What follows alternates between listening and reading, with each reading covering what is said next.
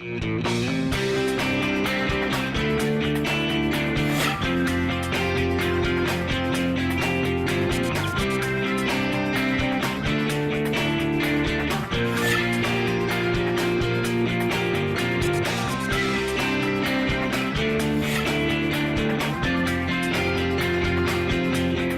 I'm Kristen Oaks-White. And I'm Avery Davidson. Thank you for joining us for This Week in Louisiana Agriculture, the only TV show bringing Louisiana farmers and consumers together every week. Hey Avery, you're a nerd, so you probably already know this, but how many active users were on Facebook last month? I'm going to pretend like I'm not offended by you calling me a nerd, but how many?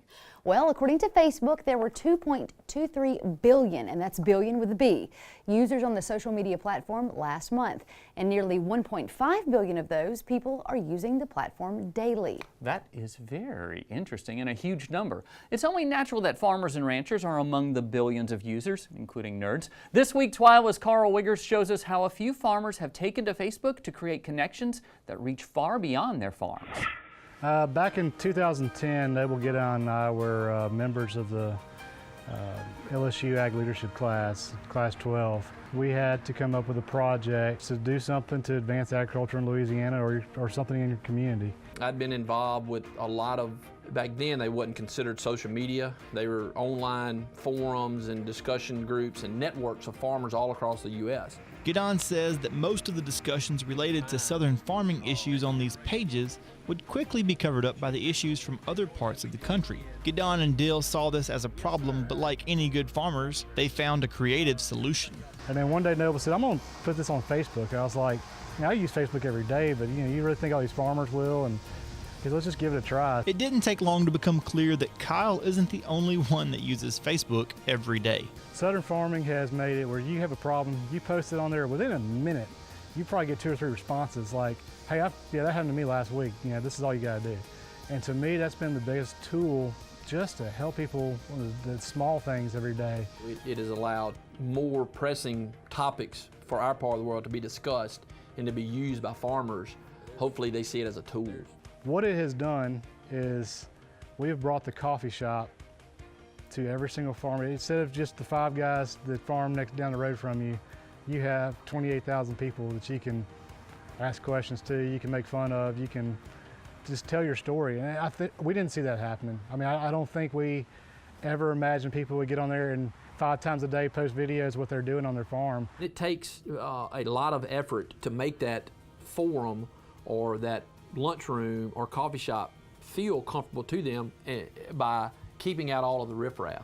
I do enjoy other people in the industry using the site as a reference for educating the public, because that's what we've got to do as an industry is show the American public that we are good stewards of the land, we take care of our livestock and our crops, and we also produce the safest and most affordable food supply in the world. You think you expect what farmers deal with in Georgia or North Carolina or up in Missouri, but everybody has their own story to tell, and it's a good place for them to tell it. The group has almost 30,000 members, and a group that size cannot be managed by only 2 people. Along with Kyle and Noble, the page has 5 other administrators spread across the South from Texas, Mississippi, and Georgia that all help to make Southern farming what it is today. And you guys were all 3 members. And I've actually been a member for a couple of years. I was really interested to learn, though, that it started right here in Louisiana in the ag leadership classes that I'm now a part of and you were once part of, and Kyle and Noble both came from. What I think is great is it really allows these farmers to sort of play off of one another and see what they each do and how they do things and find the solutions to problems that, no one has the problem for the first time for the most part. It's really neat, and Kyle tells that story in my package that, he just reached out to his buddy that was trying to find this one thing. It was really kind of an older part, and within a few hours, there was the phone number for the one guy that he needed to talk to right there on the page. It's a great resource. And they've got farmers that are not just in the South that, some people consider Missouri the South, but I don't really. But they've got farmers from everywhere on there I've seen. Yeah, they have, I think, probably 30 or 35 states in the United States represented, and then also they branch out. I don't even know how many countries, but quite a few countries, Israel, Australia. You see some pretty active members from across the pond. Yes. It's proof that the internet is not just a bunch of cat videos all over the place, that it can be used for something useful. And I love what they post, especially the funny stuff, guys. Great stuff, great stuff. Thank you very much, Carl Wiggers. If you're driving down the road near Melville, you're bound to see a lot of soybean fields. You might also get a glimpse of some classic cars on the road near the Atchafalaya River. As Twila's Neil Melanson tells us, one farmer in that area is pursuing both his fields and his passion with the same drive. The soybean field near Melville is about done for this year. The bean crop looks really good. Another 2 or 3 weeks and Ralph Artel will be bringing in his Group 4 beans, which he says looks good this year. Beans were off to a little rough start early, but it's been pretty good since then. We've had some rains, but not excessive rains. He's been farming here for 41 years and still has a passion for it. However, he also looks forward to finishing harvest every year. Of course, I enjoy the time off in the wintertime. That's a big factor for me. I enjoy my hobby. That hobby starts where his cornfield ends. This is no ordinary farm shed. It's a collection of his antique cars from the 1930s on, a passion Artel pursues that has a connection to his farm life. 3 1938 Buicks, and I have a 1939 Buick. Along with that mix, I have a 1955 Mercury that I discovered locally. Every car hobbyist dreams about a barn find, and that was my barn find that I lucked upon. This car has not been on the road since 1970, and I have documented history of the mileage. The inside looks much better than the outside does. It looks like it's almost never been sat in. It's a very unique car. Can't wait to get the paint work done on this one so I can put it on the road. Artel's also branching out into Chevys. Here in his work shed, he's got most of the work done on this 39 Chevrolet Coupe. He's done most of the work on both the body and chassis, and he even has his own device to help finish the job. I built this rotisserie so that I could rotate the car and make it a lot easier to work on. All the bottom side is already finished. All of the interior is actually already finished. Oh yeah. Speaking of interiors, Artel does his own. This fine wood grain pattern is his own work. He does try to include the original parts where he can. Sometimes it can't be avoided. This bumper detail, for instance, is a reproduction, faithful though to the original. Artel might not be working on his cars this time of year, but he does love to drive them.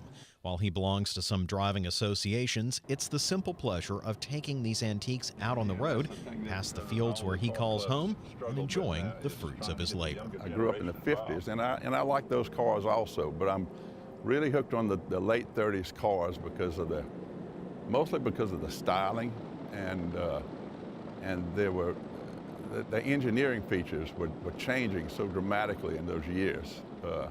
We were making improvements in leaps and bounds in the 30s in cars and everything, I guess. And I really love the styling of the late 30s cars, especially the Buicks.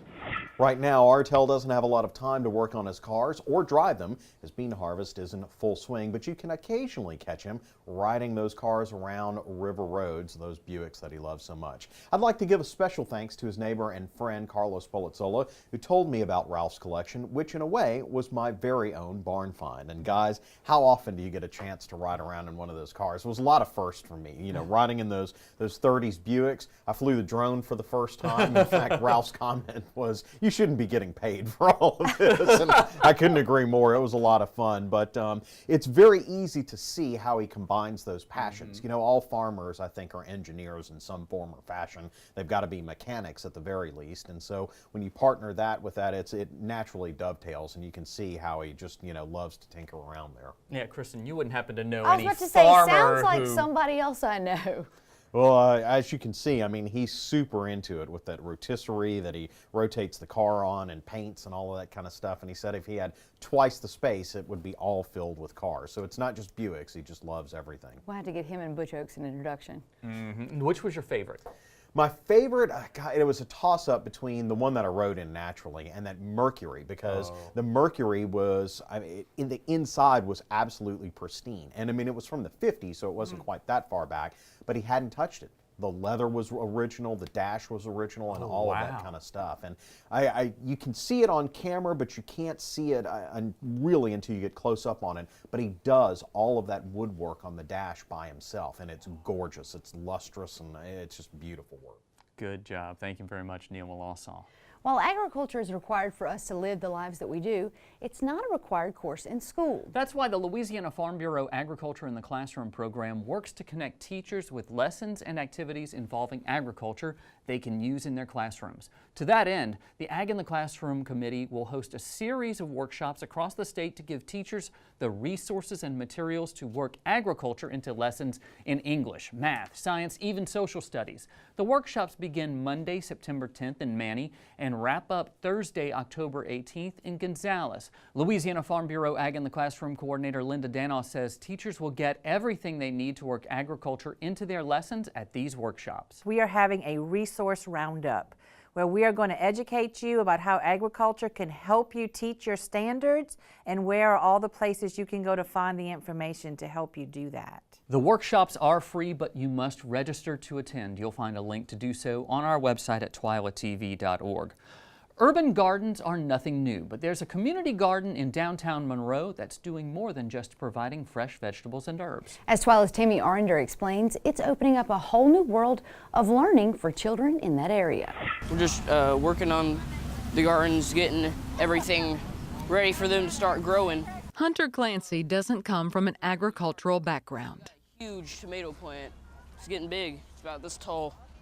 This 11-year-old comes to the community garden on Super Saturdays at the Children's Coalition of Northeast Louisiana. Well, this here is actually the bed I planted whenever the first event happened a month back. I just wanted to see how it was doing. The 25 raised bed family garden and outdoor learning center is here to promote healthy eating, positive family interactions, and garden-based learning and play.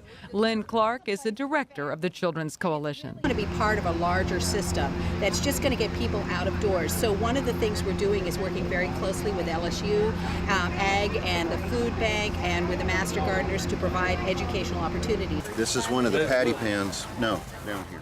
With help from the LSU Ag Center, the Monroe Garden Study League, and the other local organizations, Super Saturdays let families soak up knowledge. Today's focus, the importance of pollinators, presented by Friends of the Black Bayou National Wildlife Refuge. There's 100,000 species that we consider pollinators. They're everything from insects to big higher mammals and even the bats. So they're critical to our food production. There's hardly any part of the food chain that's not affected. And different people adopt them and they plant whatever they want.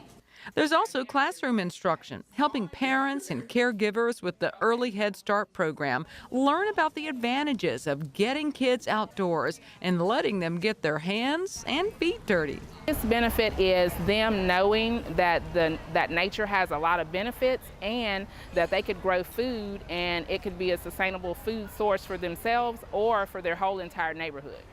A visit to the community garden provides a hands-on experience. It touches all of the senses. For Damon Naylor, it's also about teaching his children where food comes from. But here, once you're exposed to it, you understand it's important. You understand that it's good for health, just for longevity, and just great for you. While kids are searching for something to do on a Saturday, this community garden becomes a hotbed of activity. And it's not just mindless entertainment, but a chance to reap a tasty reward. For Hunter, he knows the payoff is coming. Let's just put it like this. I like gumbo, I like okra. Let's put it like that. You know, I'm with Hunter. I absolutely adore some fresh okra. Isn't it delicious? That's the beautiful thing about this garden, is the folks who need it the most in Northeast Louisiana will get to reap the benefits and learn something at the same time. In Monroe, I'm Tammy Arender for This Week in Louisiana Agriculture. The Super Saturday event happens every third Saturday of the month at the Children's Coalition in downtown Monroe. To learn more about the Children's Coalition, head on over to our website at twilatv.org. Well, still to come on Twila, we show you someone getting a boost to give you a boost. But first, we crack a few eggs and tails to make one heck of an omelet. Feasting on Agriculture is next.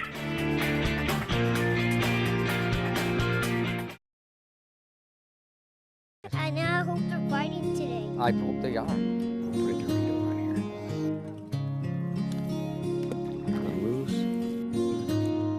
I got a fish! I got a fish! Find your place in the country and the lender who can get you there. Find Louisiana Land Bank. financing for country homes, recreational property, farms and ranches, and agribusiness. Before you sweeten your morning joe, before the icing on the cake, before the sugar hits the shelf, it begins with a family of sugarcane farmers dedicated to growing Louisiana for more than 220 years. The Sugarcane Growers of Louisiana, making life sweeter, naturally. Sugarcane, sweet sugarcane. Farming is my way of life. I chose this career, but farming chose me. A lot of people ask you what you do, and I tell them I'm a farmer. I'm a cattleman. I am a fisherman. I'm a scientist. I'm a steward of the land. I am a farm woman. I am Farm Bureau. I am Farm Bureau. I am Farm Bureau. I am Farm Bureau. I'm a Farm Bureau. Louisiana oysters, salty, sweet, and delicious. But have you ever thought about what happens to all those oyster shells? Most of them end up in trash cans and landfills. The Coalition to Restore Coastal Louisiana is changing this with its oyster shell recycling program. And you can help by visiting these participating restaurants. It's a simple and delicious way to restore our coast. The shells will then be used to sustain and rebuild oyster reefs. Remember, once you shuck them, don't just chuck them.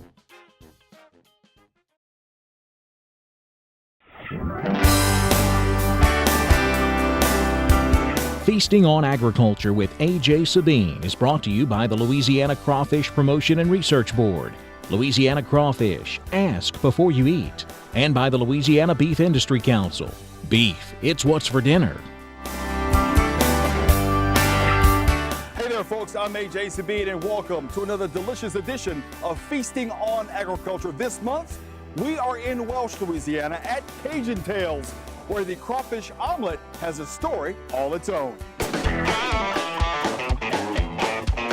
Joining us now is Cajun Tales owner Carla Johnson. And Carla, thank you for having us here at your wonderful restaurant. Thank you for having us. Why is it so important to be connected to agriculture here in Welsh?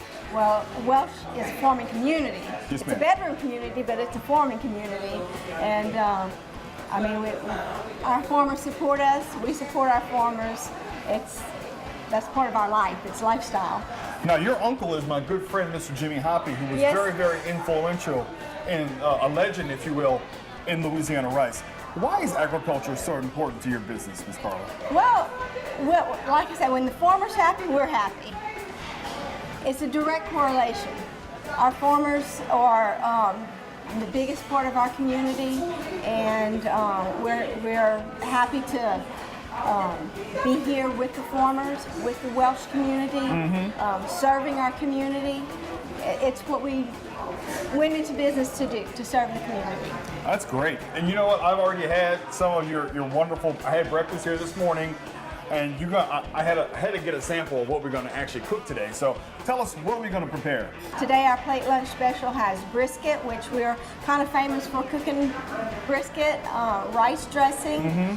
I think she's got some baked beans and some potato salad, I believe, to go with that. Ooh, So, yummy. Well, Carla, you baby hungry? Folks, let's get in the kitchen and cook it up. All right, Cajun Tales, Miss Mary, what's cooking today? What are we doing today? We're doing a crawfish omelet. A crawfish omelet? You sound like you're not sure we're going to have a crawfish omelet. Is it good or what? Yes. All right, so how do we get started? What's the first thing we have to do? Well, first you gotta prepare your eggs. Are these the eggs? Yes. Okay. So how many eggs you got going here? I have 3. 3 whole eggs. It's the flick of the wrist. See, I wish I could do that. I can't even do that. There would be egg all over the place if I had to do that.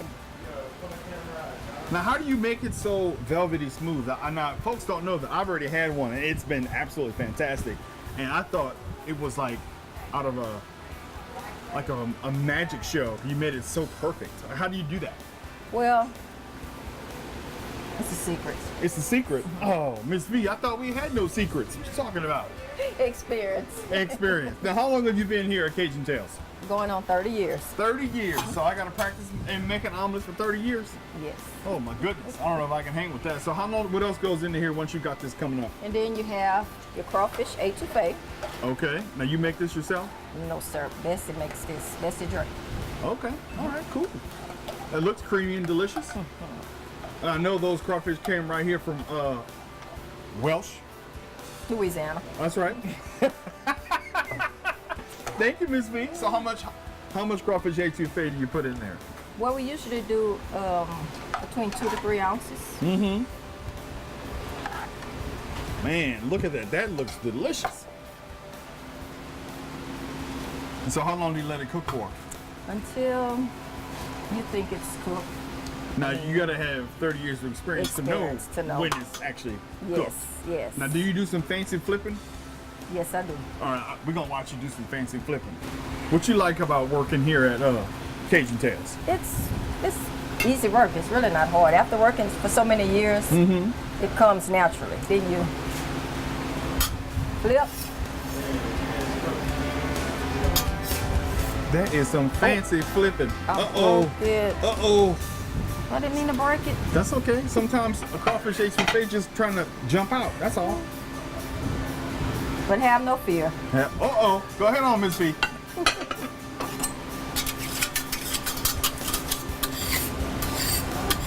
See, there's when that 30 years of experience comes in.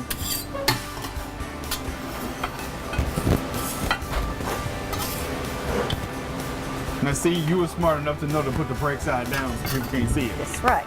That's what's up. You go, girl. You go, girl. That's what's up, Miss V. All right, folks, when we get back, I'm going to cut into that beautiful, beautiful crawfish etouffee omelet we just saw right here at Cajun Tales. Stick around. We'll be right back.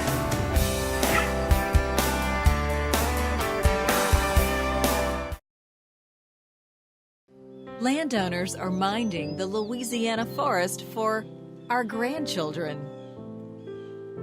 A place for wildlife, recreation, lumber for homes. It's the right thing to do. Forestry, covering half our state, all of our hearts.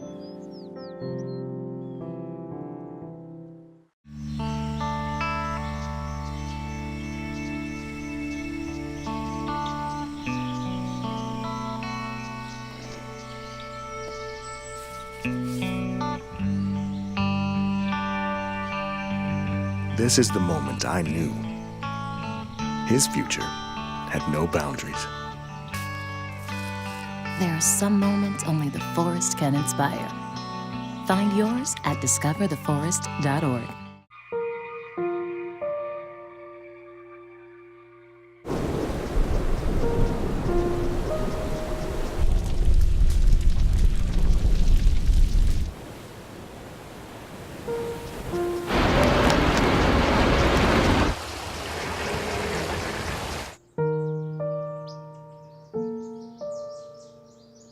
Don't wait. Communicate. Make your emergency plan today. I am a giant panda bear, loving bamboo. I almost went extinct, but I'm not because of you. I am a grouse when I almost was too. If it wasn't for the help of the San Diego Zoo. How about you join us? Save a desert tortoise. We need your help to bring species back, so bring us back from the brink of extinction. Bring us back from the brink of extinction. I am a bring us back from the brink of extinction. California, bring us back from the brink of extinction. And desert tortoise.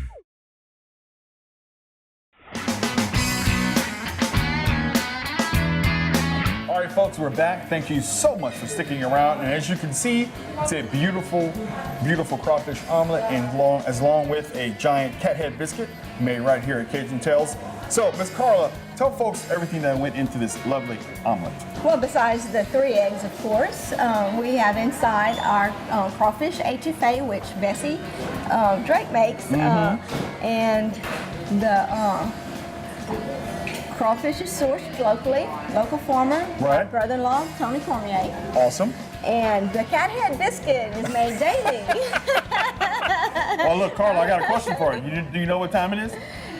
What time it is? Do you know It what is time to eat that omelet. Oh, you took the words right out of my mouth. Folks, it's the most wonderful time of the segment. Time for me to get my fork into this lovely omelet.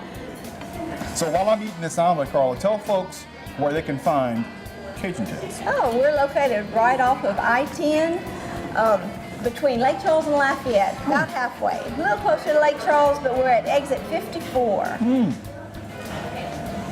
Miss did a good job. Great. Miss V did a good job on that omelet. She always does a good job on her omelets. The crawfish are so sweet, and the etouffee is light and delicate. Really, really wonderful. And folks, if you want more information about Cajun Tales or rice or crawfish, you can always log on to our website at twilatv.org. Also, do you guys have a website? We do. CajunTalesSeafood.com. Awesome. And in case you were wondering, if you are Rotarian and you come to Welsh, they meet right here at Cajun Tales. On Thursdays at noon, you can do your makeup meeting. Awesome. Well, thank you so much, Carla, for having us. That's all from here, folks. On behalf of Carla, Stuart, Feasting on Agriculture, we'll see you next time. Feasting on Agriculture with A.J. Sabine was brought to you by the Louisiana Crawfish Promotion and Research Board, Louisiana Crawfish, Ask Before You Eat, and by the Louisiana Beef Industry Council. Beef, it's what's for dinner. We have a feel-good story from the farm that is certain to boost your mood today. A touching moment of a 91-year-old North Dakota farmer getting a boost into his son's combine is tugging on heartstrings across social media. Tony Bernhardt is the star of the video, a Korean War veteran and a farmer who says his family and the farm always come first. Bernhardt's grandson originally shot the video and sent it to 4 people, but after the clip was posted on Facebook, the video has gone viral with more than 8 million views. Remember when old ones died, new were born, life was changed, disassembled, rearranged. We came together, fell apart, and broke each other's hearts. Remember when?